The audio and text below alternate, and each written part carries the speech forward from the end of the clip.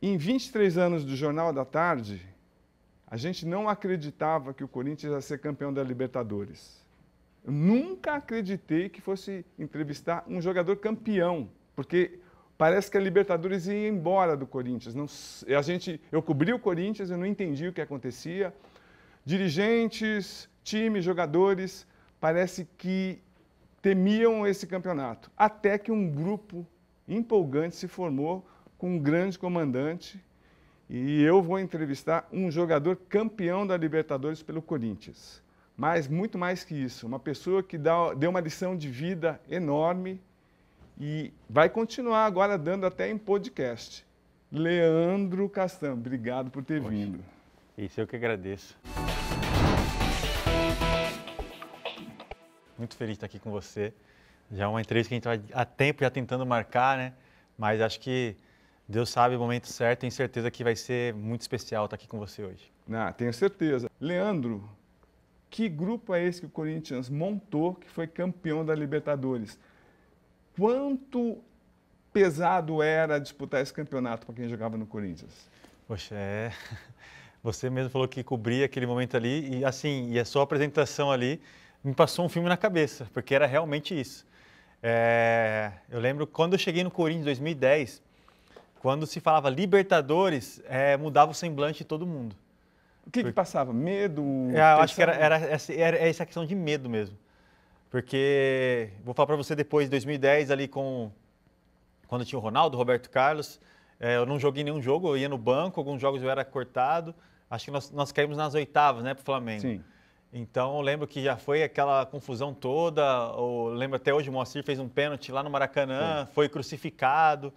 Aí, em 2011, aconteceu o Tolima e depois, 2012, era aquele momento nosso ali.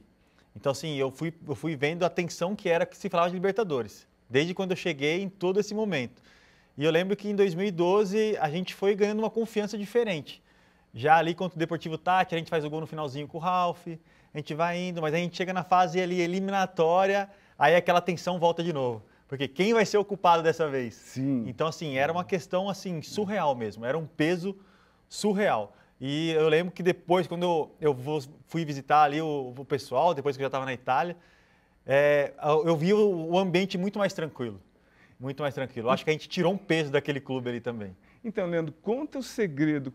Quem que foi fundamental para o Corinthians ganhar essa Libertadores? Foi o André Sanches, em 2011, segurando o Tite quando todo mundo pressionava, e você até já disse que foi sorte do Corinthians naquela época, depois daquele jogo fatídico contra o Tolima, que o Corinthians foi eliminado, enfrentar o Palmeiras, que o Palmeiras não estava tão bem, aí ganha do Palmeiras, aí o Tite fica. Você acha que esse episódio foi fundamental para o Corinthians ganhar a Libertadores? Também. Eu acho que aconteceu muitas coisas. Conta, por favor. Eu acho que, assim, mas tentando resumir tudo o que aconteceu, não precisa resumir, não. Vai com calma, vamos lá. Mas eu acho, assim, que foi primordial que tinha muitas pessoas com personalidade naquele clube. Quem, por exemplo? A partir do presidente. Porque qualquer presidente de qualquer outro clube teria mandado o Tite embora.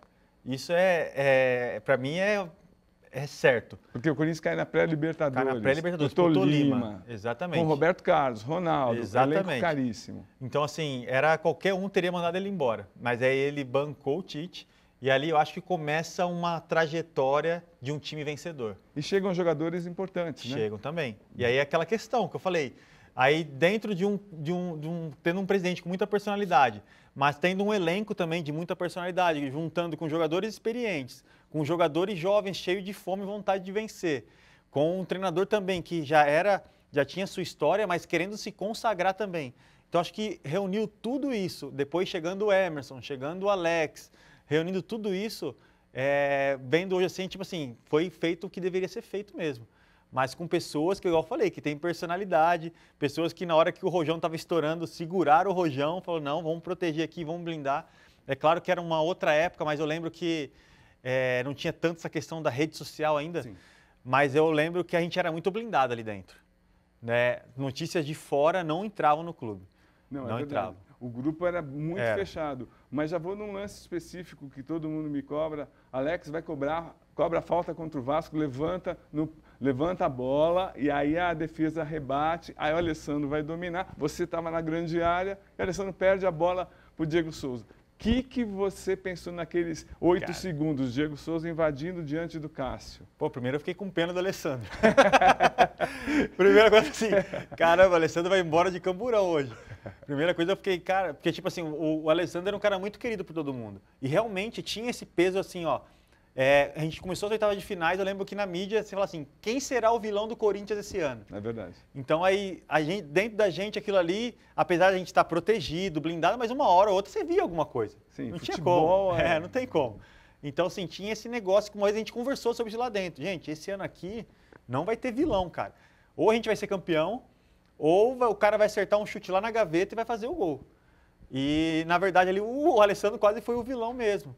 Mas naquele momento ali eu lembro que eu estava na grande área para cabecear.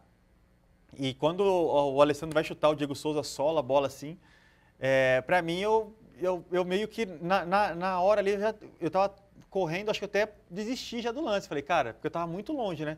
Eu fiquei só orando mesmo. Fiquei assim, meu Deus, tira essa bola, tira essa bola. E o Santo Cássio. Cara, e o Cássio que foi assim uma grata surpresa, porque até então ele nem tinha jogado a Libertadores, começou a jogar nas oitavas, né? E aí o Cássio ali realmente fez uma defesa fantástica. Na minha opinião, é claro que o Diego Souza poderia ter feito muitas outras coisas, mas na minha opinião, o Cássio defendeu, não foi o Diego que perdeu. Pô, e como é que você se encaixava naquele grupo? Porque eu lembro que o William se aposentou, e aí de repente você teve a grande chance que o Tite te deu, porque havia mesmo comentários que o Corinthians ia contratar um zagueiro mais experiente. Aí ele, de repente, falou, não, vou apostar em você no Paulista. Conta como é que foi, por favor, Sim. Leandro. Eu chego em 2010 no Corinthians. Chega de Barueri? Do Barueri, que era um time que estava em crescente ali, era como se fosse o Bragantino hoje, vamos dizer assim, que era de jovens jogadores. Aí chegou eu e o Ralf, né, do Barueri. E a gente chega ali e vê aquele elenco cheio de medalhões, né? Pô, eu olhava pros caras ali e ficava, tipo assim, eu era muito tímido, né? Então eu tinha até vergonha de conversar com eles. Então, assim, para mim, em 2010... Você pegou o Ronaldo. Para mim foi um ano muito difícil, assim, de adaptação, até no treinamento. Às vezes, tipo, de dar uma chegada a mais de alguém, o cara ficar bolado comigo. Então, 2010 foi um ano muito difícil para mim. Só que quando chega o Tite... o Mano Menezes que me levou, né, que me ajudou também muito, depois o Adilson chegou, mas quando chegou o Tite tinha me subido no Atlético Mineiro em 2005. Com 18 anos ele me faz estrear no profissional e tal, então assim, eu já conhecia ele. E quando ele chegou, ele falou assim, a primeira coisa que ele falou pra mim, eu não te errei em subir lá no Atlético, né? Aí eu falei assim, poxa, acho que vai dar bom agora. E aí quando a gente volta para 2011, ele me chama, aí o William porque nos treinamentos já estava treinando bem já, né? Então, o William também já estava com 33, ele nunca foi um zagueiro muito rápido, eu estava ali dando a vida, carrinho, e vai.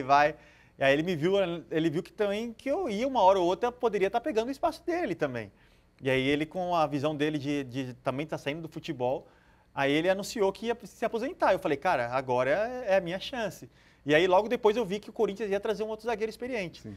Só que aí o Tite foi fundamental ali, porque ele chega para mim na pré-temporada e fala, cara, eu vou te dar o Paulista. Ele falou para mim, antes do Tolima. Ele falou assim, eu vou te dar o Paulista e se você for bem no Paulista, eu não vou trazer outro zagueiro não, essa é a tua oportunidade. Ali para mim, eu falei, cara, agora... Só que aí teve o Tolima. Quando a gente perdeu pro Tolima, eu falei assim, cara... Acabou, pô. Só que mesmo assim ele manteve a palavra dele.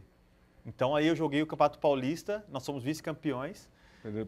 Perdemos pro Santos na final, fiz um Campeonato Paulista muito bom. E aí a gente começa o Brasileiro já 10 jogos invictos. Aí a gente bate campeão e aí vai embora. Então, assim, foi assim, aquele Paulistão ali, eu lembro que, cara, eu me dediquei demais. Não era só os jogos, sabe? Era treino todo dia. Era de segunda a sexta, todo dia era um jogo para mim. Porque eu sabia que era a oportunidade da minha vida. Eu agarrei a oportunidade da minha vida com unhas e dentes mesmo, de verdade mesmo. Antes de falar do grupo do campeão da Libertadores, eu queria falar do grupo que você encontrou com o Ronaldo, Roberto Carlos. Até a sua timidez, como é que você via Ronaldo, Roberto Carlos, os dois fumando no cantinho e você respeitando, fazendo de conta que não via? Como é que era a relação? Cara, eu nem via, cara. Você não via? Como você, cara de pau? A primeira vez que eu vi, assim, eu passei no vestiário, assim, eu olhei, eles me olharam, assim, eu falei, eu tentei assim, sabe quando você tenta, não vi nada? Não vi nada. Mas era uma coisa que depois, quando eu fui para Roma, eu vi que era normal. Sim. Que o europeu tem esse costume de realmente, eles fumam, bebem. Enfim, cada um tem a sua opção. E seu organismo. Mas a primeira vez que eu vi eu tomei um susto mesmo, porque pra mim não tinha isso, né? E quem que era o Ronaldo naquele grupo? Cara, o Ronaldo era o capitão do nosso time mesmo ali, sabe? Porque eu acho que tem a liderança, que é a liderança do capitão que vai estar ali junto com o presidente, com a diretoria, e tem a liderança técnica, que era o Ronaldo. Que ato que ele fez foi mais marcante para você? Mais marcante para mim foi com o Tolima mesmo. Quando ele chega lá, tá todo mundo isolado, desesperado, ele chega assim, ele fala, rapaziada, tenha calma, que eu sei que eu tô aqui também e vou ajudar vocês, vou assumir essa responsabilidade junto com vocês aqui. Eu sei que vai vir para mim, mas eu preciso de vocês. Então, assim, naquele momento ali foi o que deu a primeira palavra, sabe? Ele tipo assim, não acabou o mundo aqui ainda não. Apesar que depois ele até aposentou, mas eu vejo que até isso, ele tendo parado, ele também ajudou a gente, porque parece que isso é uma pressão da gente também. Verdade, desviou o foco. Desviou o foco. Então, o Ronaldo, cara, poxa, falar do Ronaldo é difícil porque ele foi um ídolo na minha infância, é um cara que sempre vi ele, tinha a camisa dele do Barcelona, é um cara que eu sempre segui, e aí quando eu chego lá, vejo o Ronaldo na minha frente, assim, eu lembro que eu nem cumprimentei ele, cara, e tão nervoso que eu tava. Fui cumprimentar ele depois de uma semana só que fui falar com ele. Então o Ronaldo era esse cara, era o cara que onde a gente chegava, a gente falava que vamos deixar o Mickey e a Minnie descer primeiro. Então onde a gente chegava, parava. A gente ia jogar em qualquer lugar que a gente fosse jogar, tinha que ter, parecia que estava chegando o presidente, né? Tinha que ter estratégia para descer no aeroporto, descia com o ônibus lá na pista. Então, assim, foi uma experiência muito forte ter convivido com ele, sabe? O Ronaldo realmente é uma estrela mundial, né? E quantas chegadas você deu nele? Cara, nunca, nenhuma. Nenhuma? Nenhuma? Nenhuma, eu não sou doido, cara. Nenhuma. Eu não sei se eu tinha vontade de treinar contra ou a favor. Porque a favor tem que tocar a bola bem pra ele, senão... Imagina, tocar a bola na canela dele, vai olhar pra você. Eu lembro que ele zoava muito os caras, ele pegava muito no pé do Elias. Cara, pegava muito no pé do Elias. Ele falava pro Elias, cara, o Pirlo pegava a bola e todo mundo ficava assim, ó. O Pirlo pegava a bola, toda hora ele dava em mim, pô. Aí tu pega a bola, tu quer dar a bola no lateral, pô. Ah, que legal. Cara, foi muito legal, muito legal. E como é que agora esse time engrenou tão bem que até tinha essa garantia do Tite, falando claramente para vocês, nós, se passasse pelo Vasco, ninguém segurava, vocês iam ser campeão da Libertadores, tendo pela frente o Santos do Neymar e o Boca Juniors. De onde veio essa confiança? E por que tanto medo do Vasco, daquele Vasco? Medo não, aquele respeito pelo Vasco. Acho que essa confiança vem toda por causa do que vinha acontecendo no percurso, né? Porque eu acho que, voltando um pouquinho no Ronaldo, para chegar nesse momento, o Ronaldo foi um cara que o legado que ele deixou no Corinthians era que ninguém era maior que o clube. Porque a humildade que ele tinha de treinar, de cumprir o que tinha que ser feito. Então, assim, não pode chegar qualquer um que chegasse, poxa, se o Ronaldo faz isso, também vou fazer. Entendeu? Então, ele deixou um legado de profissionalismo muito grande no clube. Então, isso é uma coisa que ficou marcada ali naquele momento ali. Poxa, todo mundo que chegava, cara, não tinha que fazer. Pô, o Ronaldo faz, é nossa obrigação fazer também. E aí, em 2011, a gente foi construindo um time vencedor. A gente foi construindo, passamos por situações difíceis, porque jogar um campeonato brasileiro, ser campeão do campeonato brasileiro, na minha opinião, é até mais difícil do que ser campeão de uma Libertadores. Porque, pô, são 38 jogos, cara. É o ano todo jogando, lutando. Libertadores ali, queira um tiro curto. Mas... Aí, a gente chegando naquela confiança é porque a gente vem de 2011, uma eliminação para o Tolima, perde um título do Paulista, briga naquele brasileiro ali sofrido que a gente vai ser campeão com poucos pontos de diferença. E aí, quando a gente chega na Libertadores, a gente chega muito cascudo. A gente chega com uma casca muito grande. E o respeito pelo Vasco é porque o Vasco, desde 2011, era o time que brigava com a gente. Então, a gente sabia que o Vasco tinha se fortalecido também, só que nós também estávamos muito fortes. Então, o Vasco também, o respeito era muito grande porque era o time mais parecido com o nosso. O Santos, no caso, era o time mais brilhante daquele campeonato. Só que o Santos era vulnerável atrás. Então, assim, quando a gente jogava contra o Santos, a gente conseguia se defender bem. Então, por que o Tite falou aquilo que eu concordo também? Porque o Vasco era jogo parelho, não tinha assim como... Era lá e cá, as duas defesas fortes, o Dedé estava de um lado voando também, duas defesas muito bem montadas e tal... E aí, quando a gente chega com o Santos, a gente sabia que, poxa, a gente vai se defender bem e o Santos não defende tão bem.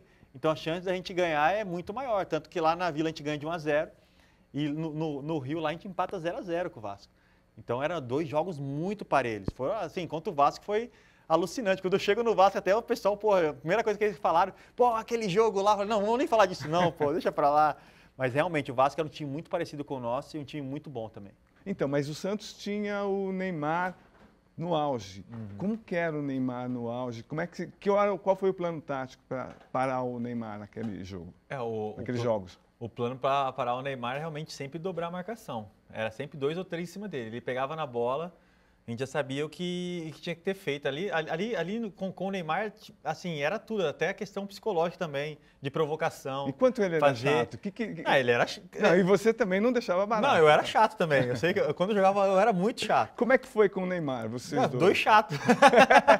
Mas o que o jogador fala para tentar desconcentrar o outro? Você, não vou lembrar. Você falava? Cara, eu, assim, de quando eu jogava, tipo, é falar de tudo. É tentar tirar o equilíbrio do cara mesmo. Fala, pô, pode vir pra cima, pô, eu deito em você, isso, pô, contra a gente tu não consegue jogar mesmo, tu pipoca pra gente, de tudo, assim, acho que ali dentro do campo ali, realmente, naquela hora, na adrenalina, né, mas o Neymar é muito difícil, principalmente na Vila, porque na Vila, quando a torcida começava a cantar o nome dele lá, e olhava, eu sempre dava uma olhada pra lá, ele ia aquecendo rápido pra caramba aqui, eu falei, meu Deus do céu. Então, o Neymar, naquele momento ali, realmente era muito difícil de acontecer. Mas o plano tático foi perfeito, a gente tinha um sistema muito forte.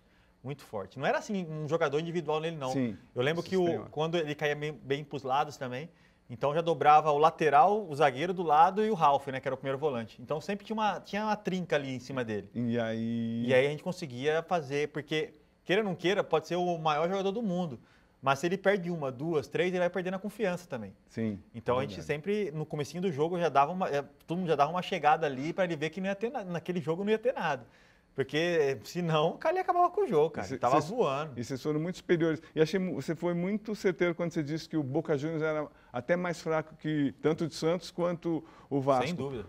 Agora, o Santiago Silva não esquece de você, né? Caramba.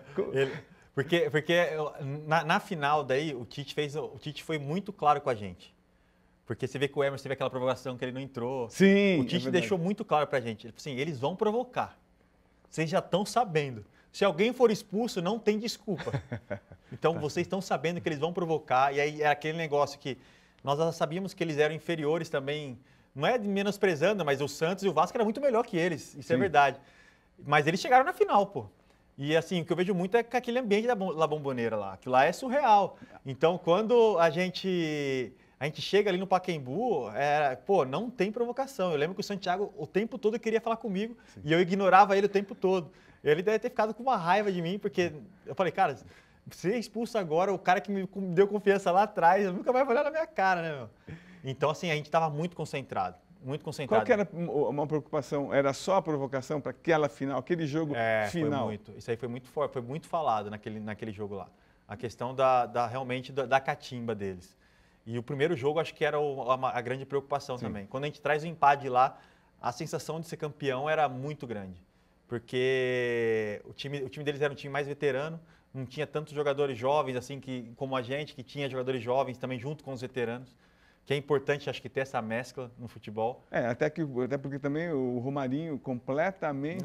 Não, inacreditável. Acho que o Romarinho até hoje não sabe o que ele fez ainda. Que foi aquilo? Ele chega de Bragança, vai e dá uma cavadinha na final de Libertadores. Ele nunca tinha jogado com a gente, né? Com aquele time titular ali, ele nunca tinha jogado.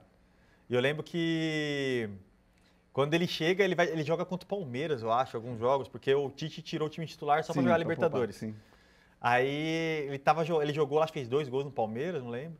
Eu lembro que o Tite convocou ele pro jogo da final. E aí ficou aquele clima assim, tipo, porque o William, que foi titular Libertadores inteira, tava correndo o risco de ficar fora, né? Aí ficou todo mundo meio assim, tipo assim, poxa, vai deixar o William de fora, Vocês chegaram a pensar em falar com o Tite, A gente chegou a pensar em falar com o Tite. A gente se reuniu lá, porque, poxa, maior injustiça nisso e tal. Aí, se eu não me engano, o Fábio Santos falou assim, cara, deixa o professor fazer o que tem que ser feito. Vamos deixar ele fazer, vamos focar no nosso trabalho e tal. O William vai entender, pô, é nosso irmão, tá todo mundo junto aqui, a gente tem que ganhar esse negócio aí. E aí, beleza, ninguém falou nada, só que eu nunca pensei que ele ia colocar o Romarinho para jogar também. E aí ele coloca o Romarinho e tira o Danilo, né? Porque o Danilo é aquele cara que segurava a bola e tal. Ali a gente viu que o Tite tava com muita estrela, né? Porque, cara, o Romarinho, que tinha acabado de chegar, ele jogou somente aquele tempo na Libertadores. Incrível. No jogo de volta ele nem entra. É verdade. Então, acho que talvez, não sei, pode ser que ele tenha encostado na bola só aquele lance. Que eu não lembro se ele encostou na bola depois. Ele vai dar uma cavada, cara. E faz o gol de surreal, empate. é Que surreal. loucura. E talvez mais qualquer outro jogador que tivesse no nosso elenco, tivesse aquela oportunidade, talvez poderia ter perdido o gol, porque teria chutado, o goleiro Sim, pegado. ele estava em cima, incrível. Aí acabou o jogo, ele tava... Cara, tu tem noção que tu fez? Ele olhando assim pro alto, assim e tal, não estava entendendo nada, cara. Que surreal. E aí chegou a final. Qual que era o plano tático para ganhar daquele Boca? Além do Emerson Sheik no intervalo ir pegar o cigarro dele e dar aquela... marcar 2 gols. O segredo estava no cigarro ou qual era o segredo tático? Igual eu falei para você, eu não via isso, entendeu? Olha como a falsidade, você fala. Eu não via, eu passava bem longe, assim. Não, mas conta sério o plano tático, qual que era? Então, aí quando eu falei, né, ter pessoas de personalidade junto, acho que isso aí sempre me marcou muito. Que na hora certa esses caras vão segurar a bronca. E o Sheik é isso, cara, foi o cara decisivo, né? Mas o plano tático, qual que era? Pressionar? O plano tático era pressionar, com certeza. Eu acho que sempre quando a gente jogou no Pacaembu, a gente sempre pressionou os primeiros minutos. Sempre foi assim. E com eles também era, de tentar pressionar, sufocar eles, de correr o tempo todo. Depois é claro que chega um momento do jogo que a gente baixa as linhas, porque a gente tinha um contra-ataque muito forte também. Verdade. Mas era o tempo todo agredir eles, não deixar eles confortáveis, principalmente naquele jogo ali, o Riquelme, que mesmo já tendo a experiência dele, mas era nunca deixar ele sozinho. Um lance ele podia definir. E o Ralf engoliu ele o jogo todo. Verdade. O Ralf engoliu o Riquelme. E eu lembro quando ele entrou, assim, porque tinha essa coisa... Tem essa coisa do Brasil e Argentina. E quando tá perdendo isso, eu fico maluco. Falo, pô, não é possível, pô. Será que só eu não vai ter mais esse negócio de Brasil e Argentina? Eu lembro quando a gente tava perfilado assim, a gente foi cumprimentar eles, eles cumprimentavam a gente assim, né? Nem olhavam na nossa cara. Eu olhei pro Riquelme assim, a chuteira dele desamarrada ainda. Falei, cara, esse cara que marra e tal. Falei, pô, então assim, parece que subiu um negócio assim, pô, a gente não vai perder pra eles aqui em casa, não. Aqui a gente não pode perder para eles. Então, o Tite armou muito bem o time. Ele teve, porque naquela época eu lembro também que a gente não estava mais usando o centroavante também, né? Sim, era o centroavante falso. Tava jogando o Emerson e o Jorge Henrique meio na frente ali, com o Danilo e o Alex por trás. Verdade, isso mesmo. Então ele conseguiu ali deixar mesmo os 2 zagueiros deles, que era o Schiavi, né, e o Hanok, eles eram bem pesadão, então deixou eles meio sem função ali. Sim. Tanto que o Emerson, quando ele rouba a bola, ele está saindo da lateral para dentro. Então, assim, o Tite deixou eles meio sem função ali, nosso time rodava muito com eles, porque eram rápidos, pequenos, né? Então, deu tudo certo. Terminou 2-0, aquele Pacaembu, as pessoas chorando de alegria. O que você pensou? Que você que tem a mente rápida, quem que você pensou e o que passou na sua cabeça? Cara, naquele momento ali, passaram muitas coisas na minha cabeça. Primeiro é que eu estava realmente marcando meu nome na história do futebol brasileiro. Porque eu sabia que, poxa, ganhar um título da Libertadores, talvez naquele momento ali, pelo São Paulo seria o quarto, Sim, naquele momento. Verdade. Mas ganhar pelo Corinthians seria o primeiro, cara. Isso ninguém vai ter como apagar. Nunca. Daqui 50 anos, pô, vamos olhar o time que foi campeão pela primeira vez. Vai estar lá o meu nome lá na zaga. E também pelo campeonato, assim, foi uma coroação de tudo aquilo que eu fiz naquele campeonato. Porque foi um campeonato perfeito, cara, assim, para um zagueiro. 4 gols na Libertadores. Título que a gente tomou. invicto. Título invicto. Então, tantas Vocês só tomaram coisas. 4 gols, uma loucura. Acho que até hoje nós somos a defesa menos vazada. Sim. Então, assim, eu tinha noção que a gente estava fazendo história naquele momento. E estava também indo para um outro patamar na minha carreira, né? Então, e só você sabia que era o último jogo pelo Corinthians? Eu acho que, assim, a diretoria também já tinha essa ideia. Não, mas você dentro de campo. Dentro de campo eu já sabia, já. Como é que era isso? Você já estava vendida para o Roma? Já estava praticamente tudo certo. E eu lembro descendo do ônibus ali, quando a gente estava... Foi muito forte aquilo para mim, porque tinha uma música lá que foi tema do nosso time, que era aquela da Amizade é Tudo. Como que é a letra? Agora eu vou lembrar. Não, só um pedacinho. Amizade é tudo, se dá sem esperar. Então, assim, era questão... Era um grupo muito amigo. Grupo amigo. Era irmãos mesmo. E para mim era um momento assim, cara, eu vou jogar meu último jogo com eles. Então, assim, vou tá indo embora de um time que começou lá atrás, né? Desde 2010 que a maioria estava lá, então passou por aquela fase do Ronaldo saindo, passou do Tolima, até ser campeão brasileiro e está chegando num título... Já era especial porque era a primeira final do Corinthians. Sim. Então, a gente já estava fazendo história. Mas a gente, poxa, ser campeão ainda, então assim, para mim foi, assim, até me emocionei naquele momento no ônibus, Porque eu sabia que era meu último jogo com aquela camisa e com aqueles jogadores ali. Então, assim, foi muito especial para mim, mas eu era muito determinado, né? Falei assim, cara, eu vou sair daqui com esse título, não tem como. Essa é a minha última oportunidade e vou dar minha vida para poder ganhar esse título. E foi o que aconteceu. Acho que aquele jogo ali, o Santiago Silva perdeu o azar. Não. Você jogou demais, né? Aquele foi uma atuação incrível do Corinthians como um todo. Bom. Agora, essa determinação sua de... Seu plano era perfeito. Vou para Roma. Sim. E aí, porque o Mano estava na seleção, vou, e aí, tipo, ele estava levando alguns jogadores do Corinthians, eu vou estar jogando na Roma, então ele vai me chamar. Uhum. Aí você vai, e pensando, vou lá, vou me valorizar, vou jogar a Copa de 2014. Você estava num nível para jogar Sim. na Copa de 2014, com certeza. Aí você opta por não, sabendo que não vai disputar o Mundial. Não doeu? Não? Como foi difícil essa decisão? Então, foi difícil, mas naquele momento eu estava muito convicto também que era até ali o meu momento. Porque quando a gente é campeão brasileiro, eu já tive proposta para ir embora. Então, assim, já tive proposta para ir para a Rússia e tal, só que não era aquele mercado que me atraía. Então, assim, ir para poder ganhar dinheiro, eu já sabia que uma hora eu ia ganhar dinheiro. Mas, poxa, eu quero ir para um outro nível mesmo na minha carreira. Então, assim, aí o Tite ele teve uma conversa muito franca comigo. Ele falou assim, cara, fica mais 6 meses e deixa teu nome na história do clube, porque a gente ia jogar Libertadores. Então, ele falou aquilo para mim. E ele me orientou, falou assim, cara, porque ele falou, cara, o dinheiro tu vai ganhar, uma hora ou outra tu vai ganhar o dinheiro. Tu joga pra caramba e não sei o quê, as propostas vão surgir e tal. E aí eu escutei ele, cara. Eu falei assim, eu vou ficar aqui para jogar Libertadores. Então, assim, para mim era só até Libertadores mesmo. E quando chega a Roma, que é um clube da Itália, um clube que estava acostumado a ter jogadores brasileiros. Poxa, naquele momento, quando veio a oferta, o zagueiro da Roma era o Juan ainda. Então, assim, e era um cara que eu admirava muito, sabe? Então, eu estava indo para ser o sucessor dele num clube, assim, poxa, que teve Aldair, que teve Antônio Carlos Zago. Poxa, eu não estava indo para qualquer clube também. Mas, assim, eu sabia que tinha o Mundial também, que, poxa, poder ficar na história do clube também. Mas naquele momento ali, eu quis priorizar também a questão da minha carreira, porque eu sei que o tempo passa e depois, se eu continuasse ficado lá e passado 5, 6 anos, se eu não tivesse jogado bem, tchau e já era. Naquele momento eu quis pensar também na minha carreira. Sim, eu acho que a minha missão estava cumprida no Corinthians, que é um clube que eu tenho um respeito, um carinho enorme, assim, gratidão eterna a esse clube, que eu só sou o Castan hoje por causa do Corinthians. Não foi o clube que me revelou, mas é o clube que me deu projeção mundial. Então, assim, eu sabia que era até aquele momento. E eu sabia que eu precisava desse outro passo. Que eu estava no nível que eu poderia jogar na Europa, que eu poderia jogar uma Champions, que eu poderia brigar por vaga na seleção. E no Corinthians, como você bem falou, o Mano estava levando alguns jogadores, e aí ele era criticado porque levava o jogador do Corinthians. Eu falei, cara, ele não vai me levar porque eu estou no Corinthians. E foi dito e feito, eu fui para Roma, na primeira convocação ele me levou. Então, assim, o meu Mundial para mim foi ter vestido a camisa da Seleção Brasileira. Isso aí para mim é claro, assim. Infelizmente eu não consegui depois chegar na Copa, porque depois teve a troca de treinador com o Felipão. Cheguei a ser convocado por Felipão na primeira, mas ele optou pelo Dante, né, que estava no Bayern de Munique também, que estava jogando a Champions. Naquele momento a Roma não estava. Mas aí foi um livramento também, porque depois a gente viu o que aconteceu em 2014. 7-1. Mas assim, eu sabia que a qualquer momento eu ia estar ali. Eu estava brigando por... Eu estava entre os 6, 7 zagueiros que estavam sendo vistos, né, pela seleção brasileira.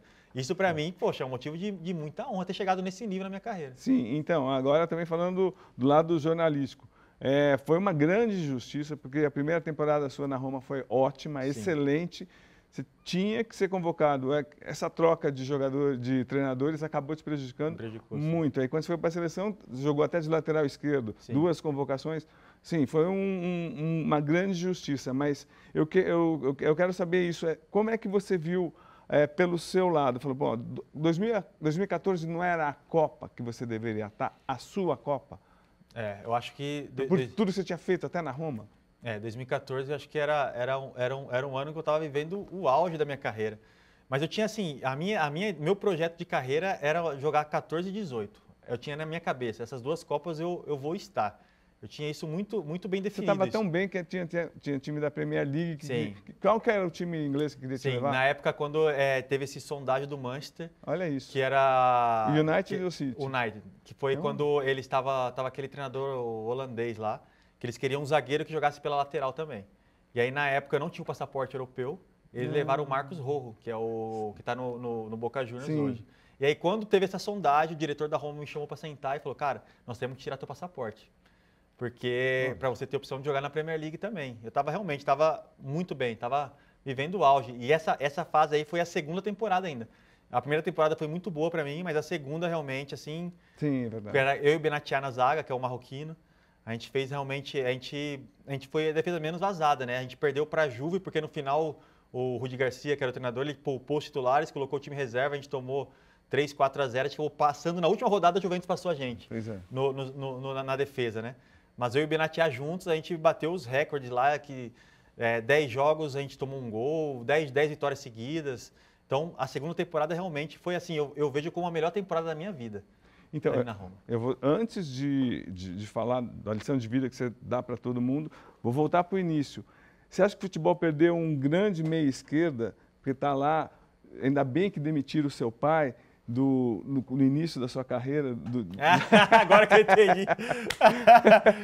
Cara... Então, conta o iniciozinho, só para ficar bem claro essa entrevista. Cara, eu nunca esqueço disso, que meu pai, filho canhoto, né? Meu pai teve 2 filhos canhotos. E ele foi jogador, foi zagueiro? Meu pai, todo mundo fala, 2 filhos jogador, mas na verdade ele deu azar, né? 2 filhos canhoto e zagueiro. Porque meu pai, ele jogou futebol no 15 de Jaú. Sim. E aí ele parou, né? Parou ali no 15 e como o 15 devia dinheiro para ele, colocaram ele para treinar a categoria de base. E aí eu falei, poxa, eu sempre jogava nas escolinhas da cidade, eu sempre era canhoto, técnico, tal, era pequenininho. E o pai já deu a 10. Aí meu pai falou assim, fui fazer a peneira, né, lá no 15, o cara que me avaliou, ele me reprovou, mas meu pai me passou, né? Que sacanagem. Aí ninguém entendeu nada. Cheguei lá no outro dia pra treinar. Os caras zoavam pra caramba. Tu só joga porque tu é filho do treinador. Cara, isso aí me fazia mal pra caramba, né? Mas beleza, aí foi indo. Aí meu pai caiu, cara. Meu pai caiu, graças a Deus meu pai caiu. Aí chegou outro treinador e falou assim, poxa, Leandro, acho que de volante você ia bem. O que você acha? Aí eu, tô aí pra ajudar, né? Tá, aquele jeito. Aí me colocou de volante, beleza. Aí tava jogando de volante, era reserva, jogava às vezes e tal. E aí a gente foi jogar um campeonato em Matão, cara. Aí nesse campeonato aí o zagueiro não pôde ir, machucou, não lembro. Eu assim, Leandro, tu consegue jogar na zaga? Aí eu, zagueiro, não sei o quê. Eu fui pra zaga. E naquela época era muito difícil ser zagueiro canhoto. Tô falando isso aí em 2002. É uma sina, é difícil aqui no Brasil. Aí cheguei, fui jogar esse campeonato. Cara, a gente foi campeão e eu fui assim, o melhor do campeonato. Aí eu falei, cara, acho que é aqui mesmo. E a partir daquele momento ali eu falei, não, vai ser isso aqui. Aí comecei a jogar na zaga, porque geralmente zagueiro é todo aqueles cara durão, burucutu, que dá... E eu, canhoto, sabia sair jogando, tal, era firme na marcação. Aí eu falei, cara, graças a Deus que o cara demitiram meu pai lá. E ainda depois que demitiram ele, aí depois o clube não pagava ele. E aí o acordo do meu pai com o 15 de Jaú foi que eles dessem o meu passe e quitava a dívida. Olha. Então aí meu pai pegou meu passe, cara, ele foi muito corajoso o que ele fez. Ele pegou meu passe e aí me mandou lá para o Atlético Mineiro fazer uma peneira. Ele não foi junto? Não foi, porque quem foi junto foi um rapaz lá que levava os meninos de Jaú para o Atlético, que era o Zé Antônio. Aí meu pai, na época, tinha que pagar a passagem minha dele. Meu pai não tinha dinheiro, ele foi no banco, acho que ele emprestou R$250 no banco para a gente poder viajar. Ele foi no banco, emprestou o dinheiro do banco. Ele não falou isso para mim, tá? Ele falou para mim depois de muito tempo que ele me falou isso. Ele foi no banco, emprestou o dinheiro e aí a gente foi viajar, a gente fiz a peneira lá, a avaliação e aí o resto é o que aconteceu. Mas assim, meu pai, ele foi o cara que investiu mesmo e que acreditou em mim desde o começo. Que legal. Então, aí você, Atlético Mineiro, uma passagem sua que você não comenta muito é na Suécia. Como é que foi, rapidinho? Nossa, Suécia. O que aconteceu na Suécia? A Suécia foi uma loucura, cara. O quê? Primeiro porque quando eu tava essa fase do jogador ali, entre os 18 até os 22 anos, que ele está se afirmando, é muito perigosa. Se ele vai dar certo ou não vai dar, é uma linha muito tênue, né? E aí eu estou no Atlético Mineiro, subo com 18 anos, aí o Atlético Mineiro uma fase horrível, o Atlético Mineiro na segunda divisão, tal, sem dinheiro e não sei o quê. Aí eu assino com um rapaz lá, ele fala assim, cara, não renova teu contrato com o Atlético, porque eu vou te levar para um outro time aqui no Brasil, time grande, tal, não sei o quê. Não que o Atlético não seja, mas naquele momento era melhor que o Atlético. Aí, beleza, eu falei, fechou. Eu comecei até a olhar apartamento para comprar, né? Meu salário ia triplicar. E aí o Atlético, para renovar o contrato, eles também não queriam tanto renovar também.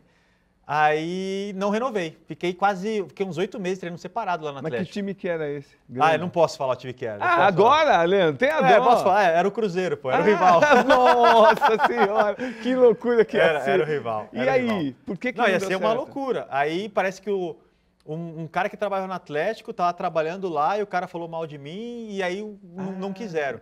E aí quando eu cheguei no escritório dele, pô, não renovei para ir pro Cruzeiro. Aí ele pegou e falou assim, cara, deu errado no Cruzeiro. Pô, eu com 20 anos e tal, assim, vai para casa que depois eu te chamo. Mas aí eu nem sei também se tinha alguma coisa do Cruzeiro, porque depois você vai vendo o que vai acontecendo, né? Mas enfim, era o que ele tinha me falado. Aí cheguei em casa, fiquei, pô, com 20 anos desempregado. E eu ali em casa, falei, poxa, e aí? Pô, eu jogo futebol agora, né? Pô, não tem como desistir, pô. E aí, nada. E ele fala, pô, tem um clube aí e tal, pra você. E ó, vou contar, esse aqui eu nunca contei pra ninguém. Opa. Aí tem um clube aí pra você e tal, é um clube lá da Holanda, é o Groningen. Tal, você vai lá e tal, só precisa treinar uma semana pra eles verem que você tá bem. Eu, beleza. Aí ele mandou a passagem, cheguei no aeroporto lá aqui em Guarulhos, com um monte de mala. Aí um outro cara que ia me levar, que não era mais meu empresário, ele falou assim, poxa, por que você está com tanta mala assim? Eu falei, pô, tô indo pra Holanda, pô, vou ter que voltar. Não, pô, você vai fazer uma avaliação lá. Aí eu falei, caramba, eu tinha jogado 50 jogos no profissional do Atlético, né?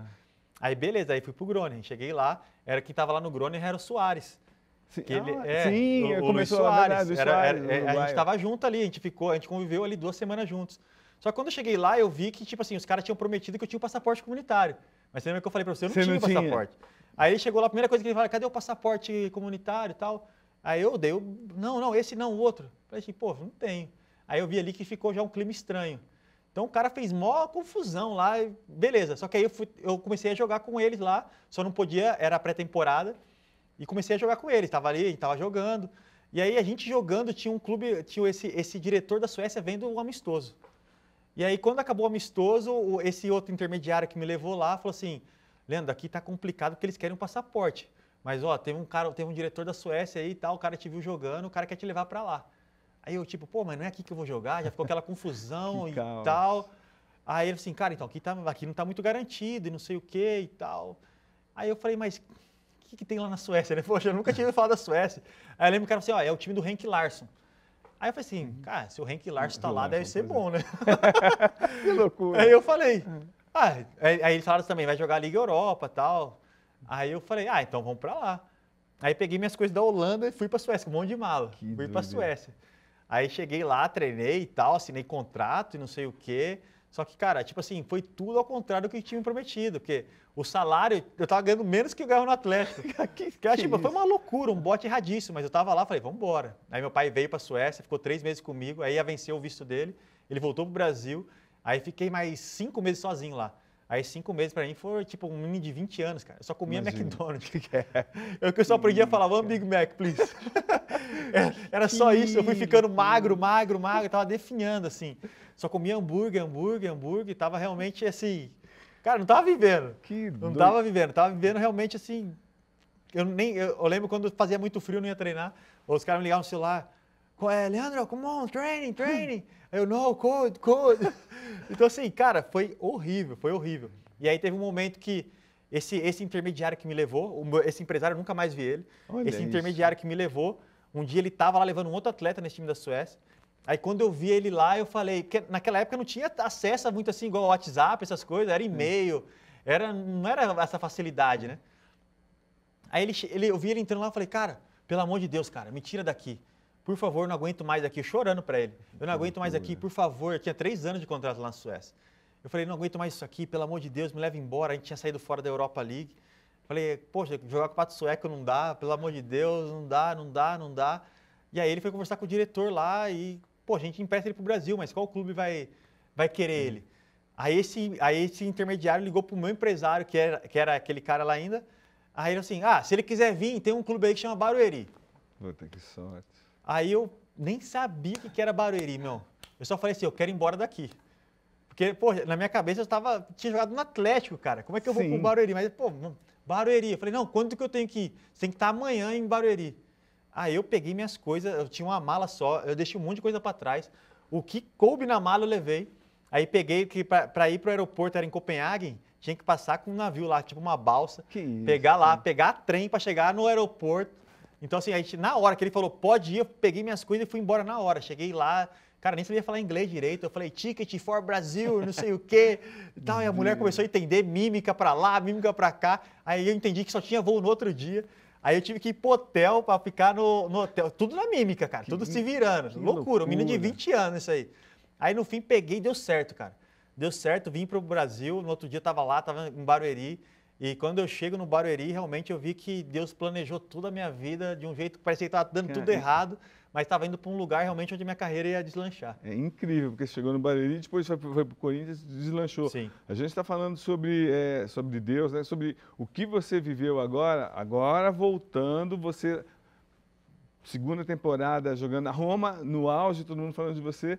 Aí chega o bendito dia... Se eu não me engano, era 13 de setembro, não. Por aí, foi por aí. Não, não, 13 de setembro de 2014. A Copa tinha acabado. Isso. E aí você começa a jogar e começa a sentir as pernas tremerem. O Maicon avisa o técnico, ele te troca. Como é que foi aquele dia para você? Caramba, aquele dia... Aquele dia ali foi o final da minha carreira, né, na verdade. Foi o final da minha carreira. O adversário quem que era mesmo? Era o Empoli. Empoli, isso mesmo. A gente tava... Porque tava vivendo um sonho na minha vida, assim, né? Tava sendo tudo traçado do jeito que eu pensava que qualquer um pensava, cara.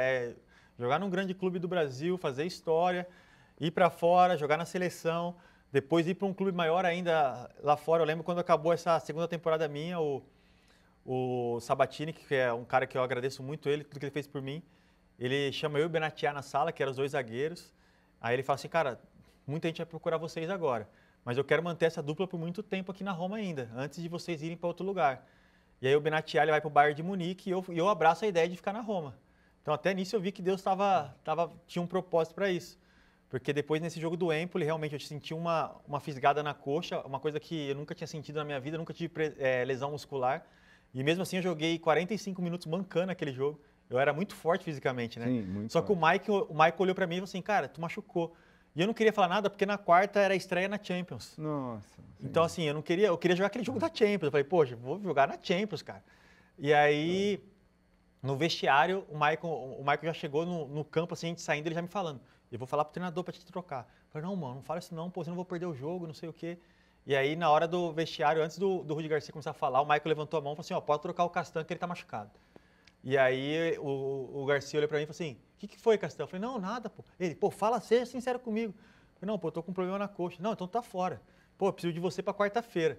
E aí, ele me tirou do jogo, mas aí, ok. E aí, volto pra casa, e aí, no dia seguinte, eu tenho uma tontura muito forte. Uma tontura muito forte que eu não conseguia ficar de pé, cara. Aí, eu fui dormir, no outro dia, eu acordei e realmente eu tive que ir pro hospital amparado, com um amigo meu que ia me segurando assim, porque não conseguia mais ficar de pé, minha cabeça girava muito, muito, muito. E aí quando eu chego no hospital, que o médico da Roma pede para ir na clínica que ele estava, não era nem no hospital, era uma clínica, porque eu falei que estava com tontura, eles examinaram a minha vista daí, aí eles começaram a examinar a minha vista, aí eles viram que não tinha nada na vista. Aí ele falou assim, cara, agora eu preciso te mandar para o hospital, porque aqui não tem ressonância. Aí eu fui para o hospital, e aí lá fizeram uma ressonância na minha cabeça. Eu lembro quando eu saí da máquina, assim, o médico ele era bem branquinho, assim, aquele italiano branquinho, assim, e tava vermelho, cara, tava vermelho. E aí eu vi que ele não queria falar nada pra mim, eu ali com dificuldade e tal. Eu falei, doutor, tô passando mal, cara, me fala o que eu tenho. Não, vai pra casa que depois eu te falo. Aí eu falei, não, pô, me fala, me fala. Aí ele falou assim, Castan, a gente encontrou alguma coisa no teu cérebro, mas a gente não sabe o que é ainda. Vai pra casa que depois eu te falo. Aí ali meu mundo já, tipo, porque eu tava muito mal mesmo. E aí, beleza, indo pra casa, quando eu tava indo pra casa, o rapaz tava me levando, o celular dele tocou e falou assim, ó, pega as coisas e traz ele de volta pro hospital, porque ele vai ser internado. E aí eu vi que já era sério, porque não tinha nem chego em casa. E aí quando eu chego no hospital, parece que eu pioro, sabe? Porque eu comecei a ter tontura, vomitava. Em 2 semanas eu perdi 15 quilos. Então aquele cara forte, rápido, Sim. aquele cara acabou, não existia mais. Então naquele momento ali, nem pensava mais em jogar futebol. Na verdade eu queria ficar vivo. Eu sempre pensando na questão da minha família, dos meus filhos. Mas não foi nesse período que a sua mulher chegou e falou que estava grávida da Rafaela? Foi um pouquinho mais à frente. Foi à frente? Porque quando aí eu comecei a passar mal, e eu sonhava que eu estava dentro de um caixão, eu sonhava que eu morria. Tudo E aí eu pegava o celular, na época era Twitter, eu acho que era que tinha mais forte, assim. E eu olhava e eu via que as pessoas falavam, pô, o Castan tá com câncer e não sei o quê. Eu lembro que meu avô tinha falecido de câncer. Então, na minha cabeça, eu vi meu avô sofrendo a vida dele toda ali por causa daquilo.